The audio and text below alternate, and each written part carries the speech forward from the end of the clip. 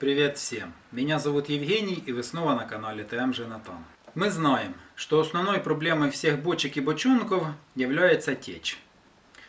Почему же появляется течь в наших бочках? Ну, во-первых, это может быть вызвано тем, что бочка просто пересохла. То есть ее надо залить водой, хорошенько вымочить, и наша бочка будет служить еще нам долгое и долгое время. Вторая причина, по которой может протекать наша бочка, это качество самого изделия.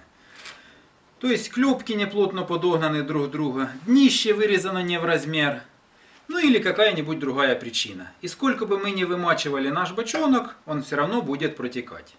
Для устранения таких течей нам нужно будет разобрать бочку, подогнать клепки или же вырезать новое днище. Ну, в общем, работы очень и очень много. В сегодняшнем видео я же рассмотрю еще одну причину, наверное, мало распространенную, но которая существует, по которой может протекать наша бочка.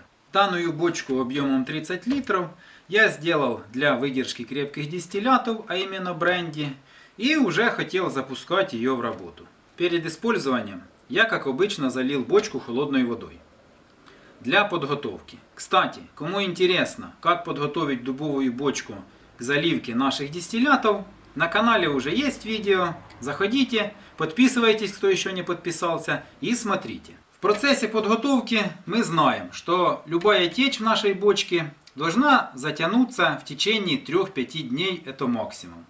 Обычно у меня бочонок, если и течет, то течь закрывается в течение 12 часов, ну максимум суток. В данном же случае бочка продолжала понемножку подкапывать, ну наверное уже дней 6.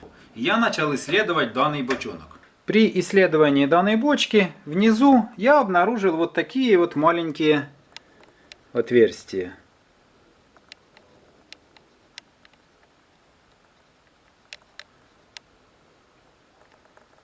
Это следы червоточины. То есть наша клепка была поражена, и в процессе работы данные отверстия были забиты стружкой, и я их не заметил. Друзья, что же нам делать в данном случае? Так же, как и в тех случаях, когда у нас необходимо заменить одну или несколько клепок. Ну, мало ли какие причины могут быть. Бочка долго лежала, пару клепок сгнило, ну или же какие-либо другие причины.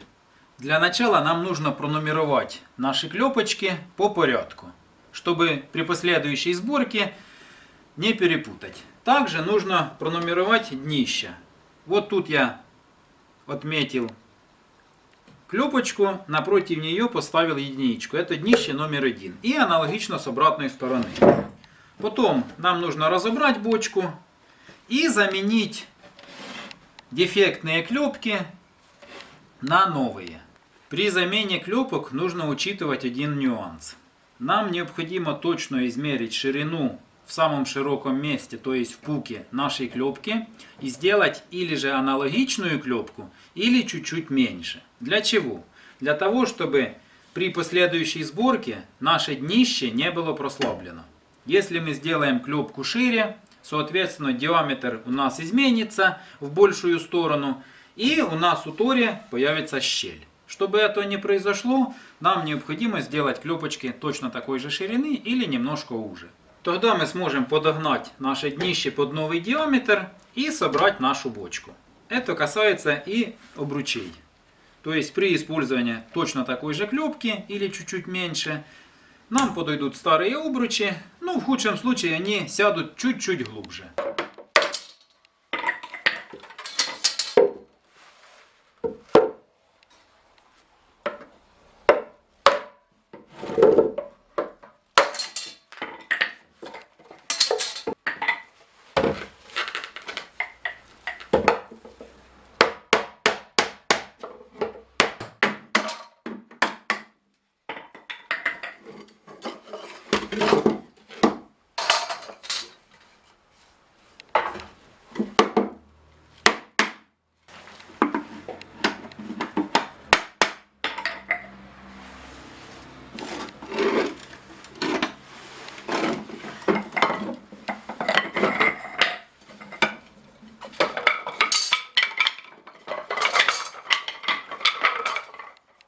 После разбора бочки я тщательно осмотрел всю клепку в целях выбраковки.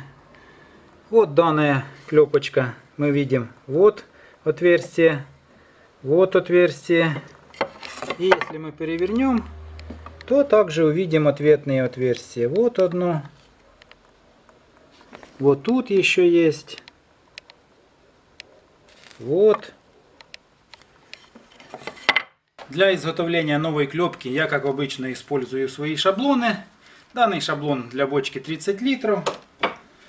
Новую заготовку под клепку. И настольный фрезер, сделанный из обычной болгарки.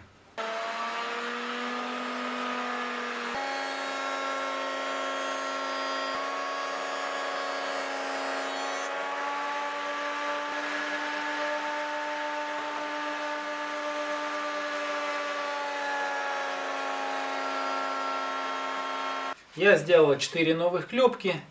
И теперь осталось заменить наши клепки дефектные на новые.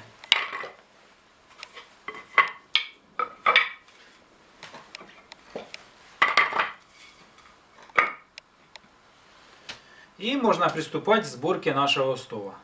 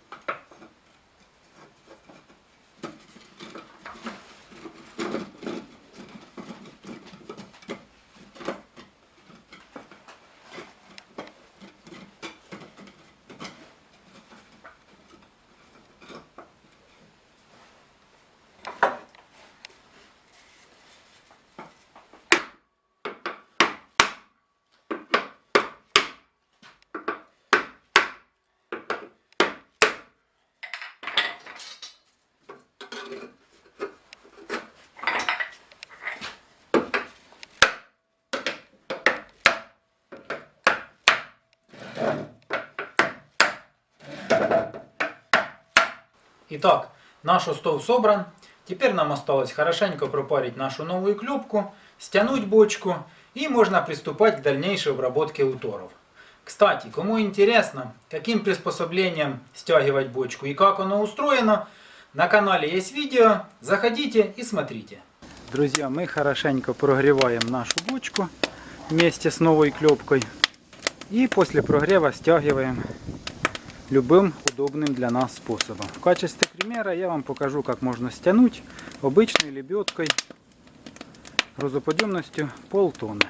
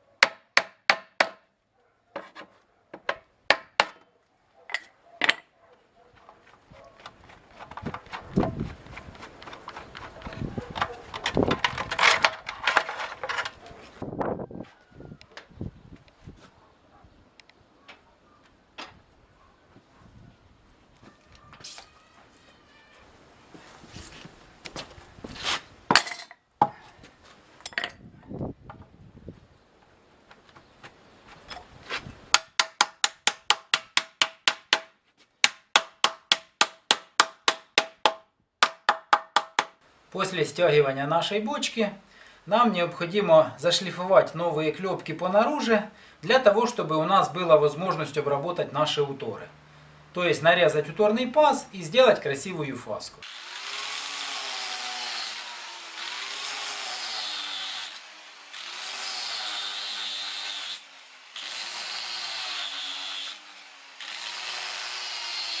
Сейчас нам предстоит самая сложная часть нашей работы. Нам необходимо обработать наши уторы, наши новые клепки точно на такую же глубину, на какую обработаны наши старые клепки. И точно на такой же глубине нарезать уторный паз.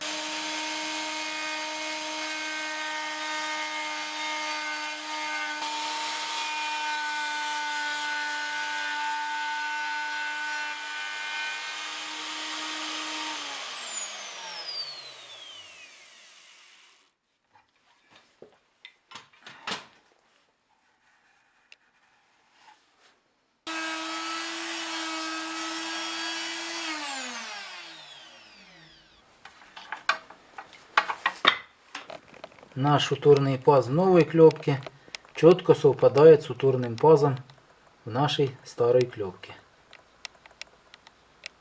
Ну и в конце нам нужно сделать красивую фаску на наших новых клепках.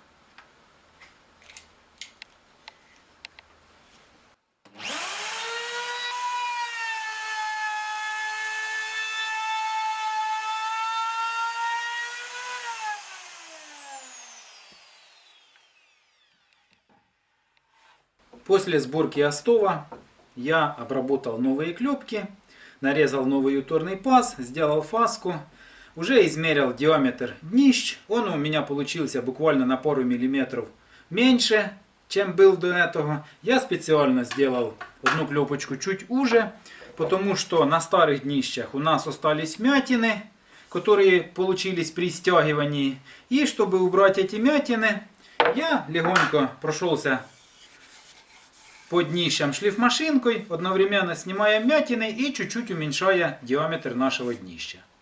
Нам осталось только установить наши днища в нашу бочку, подогнать обручи и можно шлифовать ее по наружу.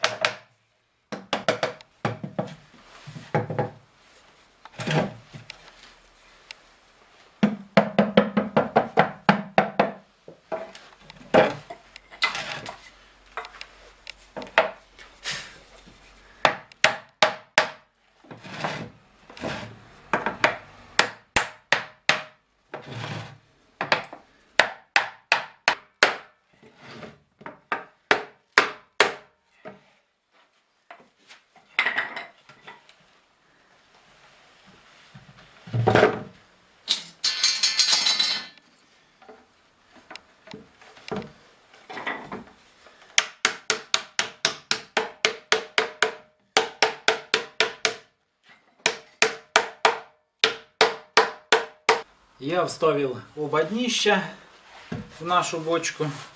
Осталось ее зашлифовать по наружу и набить обручи. Использовать я буду 3 старых обруча, 1 уторный и 2 пуковых. А на эту сторону уторный обруч я сделаю новый, так как старый сильно прослаблен. Кому интересно, как сделать обручи на бочку, на канале есть видео.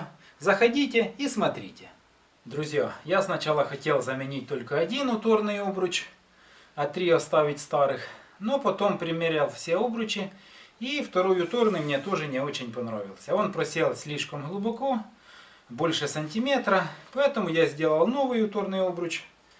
Перед установкой я, как обычно, вместо нашего утора натираю обычным мелом для улучшения сцепных свойств металлического обруча и деревянной бочки и устанавливаю новый обруч.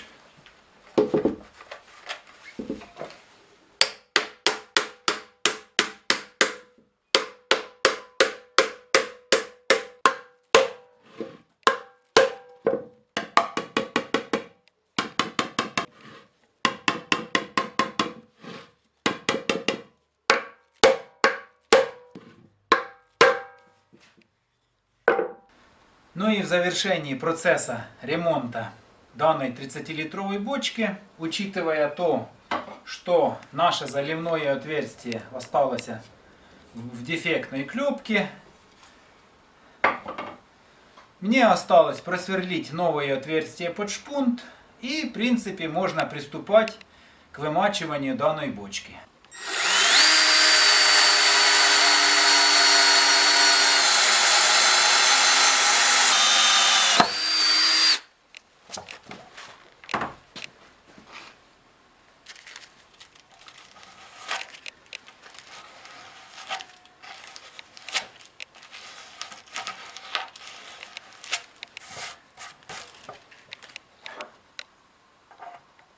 Все мы, конечно, знаем, что ремонтировать что-нибудь старое всегда намного сложнее, чем сделать что-нибудь новое. Это касается и данной 30-литровой бочки. Я для себя теперь вынес урок, что перед любой работой с деревом нам очень тщательно нужно осматривать все заготовки и необходимый материал на предмет выявления дефектов, а теперь еще и включая червоточину. С данной бочкой, я думаю, теперь проблем не будет. Я ее вымочу и запущу в работу. Друзья, теперь вы знаете, как можно отремонтировать любую дубовую бочку, у которой одна или несколько клепок оказались дефектными по той или иной причине.